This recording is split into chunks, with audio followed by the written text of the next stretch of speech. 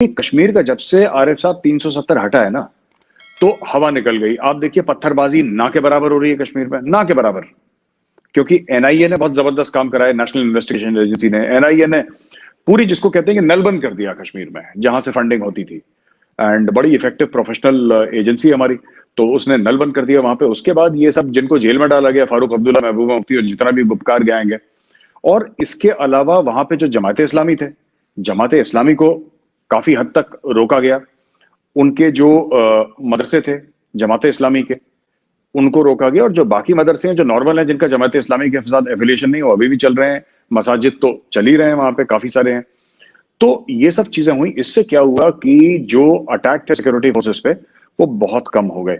किसी को अंदाजा नहीं था, कम से कम मैं तो ये कह सकता हूं हाथ खड़ा करके अपना, कि साहब मुझे अंदाजा नहीं था कि 370 हटाने के बाद इतने पॉजिटिव इफेक्ट्स आएंगे। जहां तक इंडियन आर्मी की बात है, इंडियन आर्मी कोशिश कर रही है, लेकिन कहावत है ना कि मतलब we have to be lucky every day, they have to be lucky just once. ये इंग्लैंड में आई थिंक किसी ने कहा था, मार्गरेट थैचर ने या किसी ने कहा था बहुत पहले, टेररिस्ट के बारे में कहा था कि हमें तो हर रोज लकी रहना पड़ेगा कि वो कोई बड़ा वारदात अंजाम ना दे सके। लेकिन उनको सिर्फ एक बार लकी रहना है, वो 1000 बार कोशिश करते हैं, 1000 बार। हम लोग 999 बार उनको रोक देते हैं। एक बार अगर कोई आ जाता है, सुरंग से ही आ गया, आप देख लीजिए ना, सुरंग से ही आ गया, तो फिर वो प्रॉब्लम हो जाती है कि किस तरीके से हमें ये इनको रोकना है। लेकिन इस बार भी रोका, नगरोटा में जो मारा, इस बार भी रोका। पर हमें ऐसा लगता है कि हमें मेन पॉइंट आरिफ साहब इसको एड्रेस करना पड़ेगा। और मेन पॉइंट ये है कि हमारी स्ट्रेटेजी गलत है, हमारी जो रणनीति है भारत की, वो गलत है। हम लोग ये पाकिस्तान से दहशतगर्द, आतंकवादी आते रहेंगे, टेररिस्ट आते रहेंगे, हम लोग गलत तरीके से इसको हैंडल कर रहे हैं आरिफ साहब। अगर हम थोड़ा सा अपना जिसको कहते हैं ना किबला दुरुस्त करें, तो बहुत कुछ फायदा हमें हो सकता है, अगर हम लोग ठीक से करें तो इसको। तो क्या गलत कर रहे हैं, मतलब क्या स्ट्रेटेजी होनी चाहिए इसके लिए? देखिए साहब, स्ट्रेटेजी सिंपल होनी चाहिए कि ये जो एनएसए साहब ने बात करी थी ना डिफेंसिव ऑफेंस की, अक्सर एनएसए साहब करते हैं कि नेशनल सिक्योरिटी एडवाइजर हैं डोवाल साहब, अक्सर बात करते हैं डिफेंसिव ऑफेंस की कई सारी चीजें हैं। पर एक चीज ये भी कहती है कि solve the problem where it occurs. Problem, अगर प्रॉब्लम रावलपिंडी से हो रही है, प्रॉब्लम पाकिस्तान के अंदर हो रही है, और आप उसको कश्मीर में सॉल्व कर रहे हैं, तो आप सॉल्व करते रहिए ना अगले 100 साल तक। पाकिस्तान में तो इतने दहशतगर्द हैं कि अगले 100 साल तक भेजते रहेंगे। 100 साल तक आपके फौजी, भगवान ना करे ऐसा हो, लेकिन 100 साल तक आपके फौजी वीरगति को प्राप्त होते रहेंगे, शहीद होते रहेंगे। आप नहीं, क्योंकि जो मेन प्रॉब्लम है, जो नल है पानी का, जो खुला हुआ है, नल से मतलब वो नल जहां से दहशतगर्द आ रहे हैं, आतंकवादी आ रहे हैं, टेररिस्ट आ रहे हैं, वो नल पाकिस्तान में है। आप अपने घर में जितना भी पोछा लगाइए, पानी वहां से आ रहा है, पानी तो बहता रहेगा, आप पोछा लगाते रहेंगे, पानी आता। आपको नल बंद करना है जो पाकिस्तान के अंदर है। जब तक वो नल बंद नहीं होगा तब तक, और इसके ऊपर भी एक खास स्ट्रेटजी है। अगर आप चाहें तो मैं तफसील से बता सकता हूं कि हमें क्या 1 2 3 4 5 क्या करना चाहिए कि वो नल बंद हो जाए।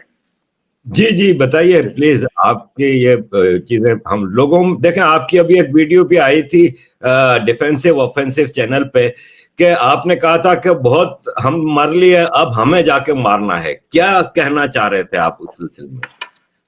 इसमें आरिफ साहब 2 3 बातें हैं। जब जब ये दहशतगर्द आते हैं पाकिस्तान से, तो आरिफ साहब वो किसको मारते हैं? यहाँ पे सिविलियंस को तो मारते हैं, लेकिन उनके टारगेट फौजी होते हैं, वो फौजियों को मारते हैं। लेकिन जब हम जवाबी कार्रवाई करते हैं, हम तो सिर्फ आतंकवादियों को मारते हैं, हम तो पाकिस्तानी फौजी को नहीं मार रहे। तो पाकिस्तानी फौज के लिए, पाकिस्तानी आर्मी के लिए, पाकिस्तानी आईएसआई के लिए और पाकिस्तानी डीप स्टेट के लिए, जिसमें उसकी सारी इंटेलिजेंस एजेंसी शामिल है, सरकार शामिल है, सब कुछ, उनके लिए बहुत सस्ते का सौदा पड़ रहा है ये। मैं अक्सर ये बात कहता हूं आरिफ साहब की, अगर आप नेशनल वॉर मेमोरियल, कभी आपका दिल्ली आना हुआ तो मैं ले जाऊंगा। मेरे कितने दोस्त हैं जिनका नाम नेशनल वॉर मेमोरियल में लिखा गया है, जिन्होंने भारत के लिए अपनी जान दी है, खासतौर से कश्मीर में। तो ये पाकिस्तान के लिए एक मुनाफे का सौदा है, उनको फायदा हो रहा है। अगर उनके लोग मरते हैं तो कौन मरते हैं? आतंकवादी मरते हैं, दहशतगर्द मरते हैं, राइट। उनके फौजी तो नहीं मर रहे, बहुत कम, ना के बराबर। अगर लाइन ऑफ कंट्रोल पे कुछ फायरिंग वायरिंग हो गई तो फौजी मर गए, पर डेली तौर पे जो जाने जा रही हैं वो तो हमारे फौजियों की जा रही हैं। तो जब तक पाकिस्तान, देखिए फौजी का बदला फौजी, फौजी का बदला सिविलियन नहीं हो सकता। ये स्ट्रैटेजी ही गलत है हमारी। अगर हम ये बोलें कि साहब, और वो भी कौन सा फौजी? पाकिस्तानी पंजाबी। और आप किसी को हाथ ना लगाएं, ये सब बेचारे, उसमें सिंधी भी हैं, महाजर भी हैं, बलोच भी हैं और पश्तून, इनको हाथ नहीं लगाना हमने। ये पाकिस्तानी पंजाबी हैं जो फौजी हैं उनके। जब इनकी घरों से लाशें उठेंगी तब जाके इनको अकल आएगी। आप 1000 टेररिस्ट मार दीजिए, आप 10,000 आतंकवादी दहशतगर्द मार दीजिए, कोई फर्क नहीं पड़ता, कश्मीर के हाल कभी नहीं सुधरेंगे। और दूसरा 26/11, अगर भगवान ना करे, मैं कह रहा हूं कि मैं गलत ही बोल रहा हूं, मैं चाहता हूं कि मैं गलत बोल रहा हूं, या मतलब मैं चाहता हूं कि मेरे मुंह से ये गलती बात निकल रही है, लेकिन अगर बंबई में नहीं होगा, ये दिल्ली की कोशिश करेंगे, बैंगलोर की, चेन्नई की, हैदराबाद की, कलकत्ता की, कहीं की भी कोशिश करेंगे। अभी तो इनको हमने रोक रखा है, पर हमने इनको 10,000 बार रोक दिया। मैं कह रहा हूं इतने सालों में, 10-12 साल में 10,000 बार हमने रोक दिया, लेकिन आरिफ साहब वही एक बार इनको सक्सेसफुल होना है कहीं से छुपके से अगर निकल गए। स्लीपर सेल्स इंडिया में, इसीलिए आपको दूसरी चीज यह है कि आपको स्पेसिफिकली पाकिस्तानी आर्मी को टारगेट करना है, उसके बिना आप कुछ नहीं कर सकते। जब तक पाकिस्तानी आर्मी के जवानों की, अफसरों की लाशें उनके गांव में, उनके घरों में नहीं पहुंचेगी, ताबूत में सब्ज परचम लहरा उसके ऊपर रखा हुआ, जब तक नहीं पहुंचेंगे तब तक पाकिस्तान को सबक नहीं मिलेगा। आप आतंकवादी, आप counter insurgency, counter terrorism operation आप करते रहिए। आप 30 साल से कर रहे हैं, अगले 30 साल और करते रहिए। पहली बात तो ये है। दूसरी चीज ये है कि आपको पाकिस्तान के खिलाफ, पाकिस्तान की जो फॉल्ट लाइंस हैं, आपको उनकी फॉल्ट लाइंस का मैंने आर्टिकल भी लिखा था। क्लॉज एक मैगजीन है, centre of land warfare studies, उसके लिए मैंने आर्टिकल भी लिखा था कि पाकिस्तान का एक फॉल्ट लाइंस हैं पाकिस्तान में, आपको उन फॉल्ट लाइंस की आपको उनका फायदा उठाना है। जैसे फॉर एग्जांपल आपके वहां पे शिया सुन्नी की फॉल्ट लाइंस हैं, पाकिस्तान में ज्यादा नहीं है क्योंकि सुन्नी पॉपुलेशन बहुत ज्यादा है, शिया कम है।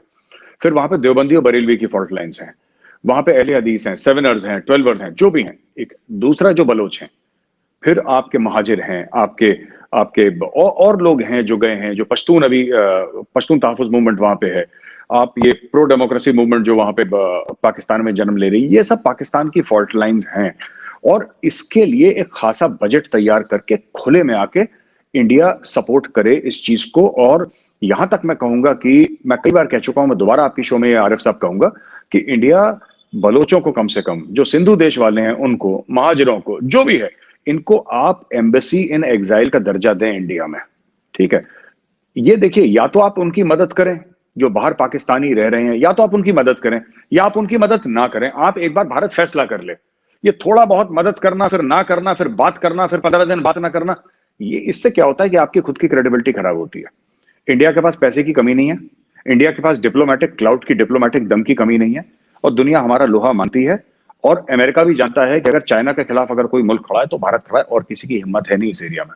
तो हमें यह करना चाहिए आरिफ साहब कि नई दिल्ली में, चाणक्यपुरी में, एक लाइन से आप 4-5 पाकिस्तान की जो भी फॉल्ट लाइंस हैं, आप एम्बेसी इन एग्जाइल खोलें। आप बलोचों को बुलाएं, यहाँ पे जो बलोच हैं वो आएंगे, यहाँ पे महाजिर आएंगे, यहाँ पे पश्तून आएंगे, और आप बोलिए कि यहाँ पे, और इनका बजट तैयार करके इनके जो बच्चे हैं इनको ट्रेनिंग देनी है। पर ट्रेनिंग किस में? हथियार में नहीं ट्रेनिंग देनी, इनको ट्रेनिंग देनी है डिप्लोमेसी में, इनको पढ़ाई देनी है, इनको आला तालीम देनी है दुनिया के बेस्ट कॉलेजेस में। फिर इनको बोलना है कि तुम जाओ और बच्चों अपनी कहानी सुनाओ कि पश्तूनों पे क्या जुल्म हो रहा है। तुम हार्वर्ड जाओ, तुम कैम्ब्रिज जाओ, तुम ऑक्सफोर्ड जाओ, तुम मैसाचुसेट्स इंस्टीट्यूट ऑफ टेक्नोलॉजी जाओ, तुम वाटन जाओ, तुम येल जाओ, तुम दुनिया भर के जो कॉलेजेस हैं यूरोप और अमेरिका में, हर जगह जाओ, ऑस्ट्रेलिया जाओ, न्यूजीलैंड जाओ, दुनिया भर की जगह तुम जाओ और ये बात करो। तीसरी चीज, काउंटर प्रोपेगेंडा। एक तो एंटी प्रोपेगेंडा होता है, काउंटर होता है। एंटी वो हुआ कि पाकिस्तान ने प्रोपेगेंडा करा और आपने उसके खिलाफ कुछ कार्रवाई करी, राइट। काउंटर प्रोपेगेंडा में आपने एक तो वो करा ही जो करा, जो मैं बोल रहा हूं कि उसके खिलाफ करा। दूसरी चीज, आपने उसके पहले एक पाकिस्तान के खिलाफ जो नजरिया है, आपको वो सोशल मीडिया पे तैयार करना पड़ेगा। इसके लिए आपको फंड करनी पड़ेंगी डॉक्यूमेंट्रीज, आपको फंड करनी पड़ेंगी वेब सीरीज, आपको फंड करना पड़ेगा सिनेमा, आपको फंड करनी पड़ेंगी हॉलीवुड की फिल्में। और जरूरी नहीं कि हर हॉलीवुड की फिल्म $100 मिलियन की बन रही है, $10 मिलियन की, 20 की भी बनती है, हर किस्म की। तो आपके पास एक बजट होना चाहिए। आपका $60 बिलियन का एनुअल डिफेंस बजट है आरिफ साहब, इंडिया का 60 बिलियन। आप ये सब चीजों के लिए $1 बिलियन नहीं दे सकते? आप दे सकते हैं, आपके लिए कोई बड़ी बात नहीं है। कितना है? 7,000 करोड़, कुछ भी नहीं है 7,000 करोड़। आप 7,000 करोड़ रुपए इसके लिए डालिए कि यही काम होगा कि पाकिस्तान की फॉल्ट लाइंस, इनके एम्बेसी, ये जो पश्तून है, महाजिर है, इनके बच्चे, इनको आप दिल्ली में अब्रॉड आला तालीम दीजिए। और तालीम से फिर मेरा मतलब है, मैं फिर वाज़ेह तौर पे कहूं, ये हथियार, देखिए हथियार से कोई फर्क नहीं पड़ेगा ज्यादा। हथियार तो एक चीज है, आप इनको तालीम दीजिए डिप्लोमेसी में, इंटरनेशनल रिलेशंस में, इनको मोटिवेट करिए और फिर इनको बताइए कि किस तरीके से तुम्हारे बाप दादाओं ने, तुम्हारे बाबाओं पे पाकिस्तान ने जुल्म करा, और तुम जाके एक्सपोज करो। तो एक ओवरऑल कॉम्प्रिहेंसिव स्ट्रेटेजी चाहिए, जो हम लोग कहीं ना कहीं आरिफ साहब लैक कर रहे हैं, और ये हमें करना पड़ेगा।